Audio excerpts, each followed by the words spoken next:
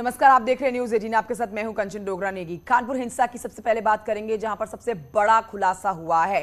3 जून को नई सड़क पर हुई हिंसा पर सबसे बड़ा खुलासा। एसआईटी ने कोर्ट में दाखिल की केस की डायरी। एसआईटी की केस डायरी में बड़ा खुलासा कि हर एक उपद्रवी को रुपए दिए गए थे। ये एसआईटी ने एक बड़ा खुलासा किया। पत्थर चलाने वालों को 500 रुपए से लेकर 1000 रुपए तक दिए गए हैं। ठेले पर पत्थर लाने वालों को 5000 रुपए दिए गए। पेट्रोल बम चलाने वालों को 5000 रुपए दिए गए।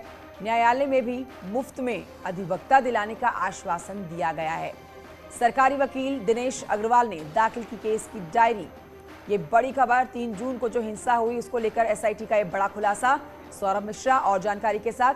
सौरभ मिश्रा, ये बड़ा खुलासा एसआईटी ने किया है पैसे के देने को लेकर। क्या क्या कहा है एसआईटी ने और किस तरह से रेट तय किए गए थे इस हिंसा को बढ़ावा देने के लिए?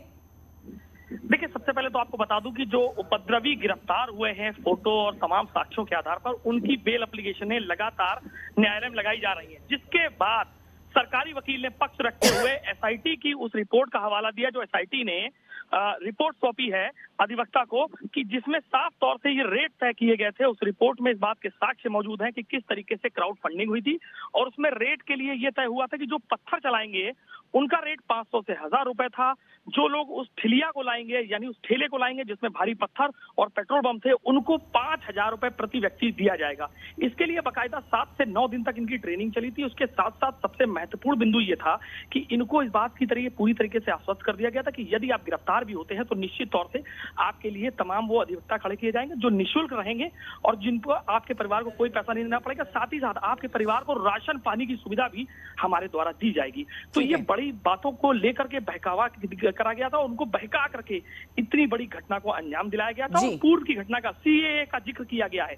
सबसे महत्वपूर्ण चीज ये है कि सीएए का जिक्र किया गया है कि किस तरीके से उस दौरान उपद्रवियों पर जो कार्रवाई हुई थी उनके लिए भी किस तरीके से अधिवक्ताओं ने पैरवी की थी। कई अधिवक्ता ऐसे थे जो उपद्रवियों के मुकदमों को मुफ्त लड़ रहे थे। हाँ। तो उसका उदाहरण देते हुए ये उनको सीख दी गई थी कि आप उपद्रव कीजिए, तोड़फोड़ कीजिए, आगजनी कीजिए, हम आपके साथ हैं। मतलब साफ है कि जो क्राउड फंडिंग की बातें अब तक सूत्रों के हवाले से आ रही थी, वो अब वो पुलिस के रिटन रिपोर्ट में आ गई है जो एसआईटी ने न्यायालय को सौंपी है अधिवक्ता सरकारी अधिवक्ता के माध्यम से। जी ठीक है सौरभ मिश्रा, बहुत शुक्रिया आपका जानकारी के लिए।